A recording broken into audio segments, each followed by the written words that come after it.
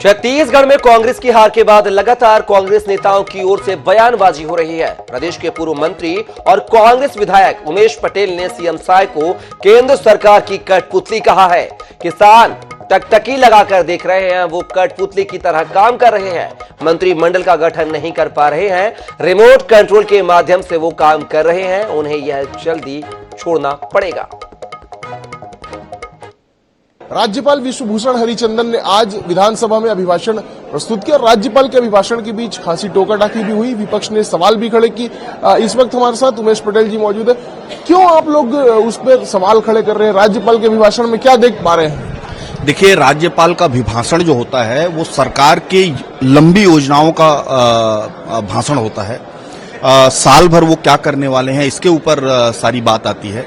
लेकिन राज्यपाल का अभिभाषण इतना छोटा, जिसमें कुछ नहीं, कुछ भी कोई योजनाओं के बारे में बात ही नहीं, किसी तरह की बात ही नहीं। ऐसा लग रहा था कि राज्यपाल से ऐसा बुलवाया जा रहा है कि वो एक फॉर्मेलिटी करने के लिए आए हैं।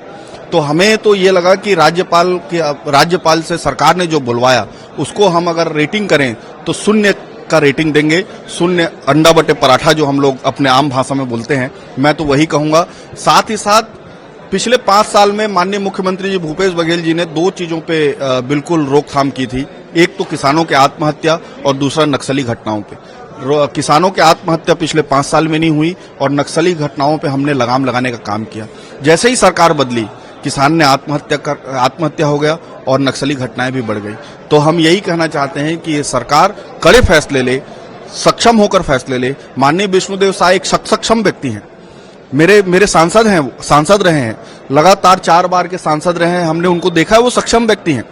लेकिन वो ऐसा लगता है कि उनके सारे फैसले में कंफ्यूजन है। ऐसा लगता है कि वो एक कठपुतली की तरह काम कर रहे हैं। सारे फैसले दिल्ली से, नागपुर से हो रहे हैं। उन्हें अपने मंत्रिमंडल में किसे रखना है, किसे नहीं रखना है, खुद फैसला करें। हम जानते हैं वो सक्षम व्यक्ति हैं और अगर वो जनादेश जो मिला है छत्तीसगढ़ के व्यक्ति को, छत्तीसगढ़ के एक नेतृत्वकर्ता के लिए मिला है, अगर वो नेतृत्व करते हैं, अगर वो सक्षम फैसले लेते हैं तो विपक्ष भी उनका साथ देंगे। किसानों की आत्महत्या की आपने बात कही, कर्ज माफी की भी बात कही गई थी और 3100 रुपए को लेकर अभी तक कोई फैसला इस पर नहीं हो पाया है। पिछली सरकार में हमें याद है कि कुछ घंटों के भीतर ही फैसले हो गए। तो ये जो देरी हो रही है उसकी वजह क्या मानते हैं? कंफ्यूजन है। जैसे मैंने कहा ना कि फैसले दिल्ली से हो रहे हैं, फैसले कहीं बाहर से हो रहे हैं। माननीय विष्णुदेव साय सिर्फ चेहरा बन के रह गए हैं। मैं फिर से उनसे आग्रह करूंगा कि आप सक्षम व्यक्ति हैं, आप में वो काबिलियत है, आप में वो सारे गुण हैं कि आप फैसला ले सकते हैं, छत्तीसगढ़ का नेतृत्व कर सकते हैं। आप अपने ताकत को समझिए और अपने ताकत को इस्तेमाल करिए और छत्तीसगढ़ का भला करिए। किसान के माध्यम से रखेंगे और कहीं ना कहीं मुख्यमंत्री पर भी और सरकार पर भी सवाल खड़े करते नजर आ रहे हैं उमेश पटेल की कर्ज माफी को लेकर।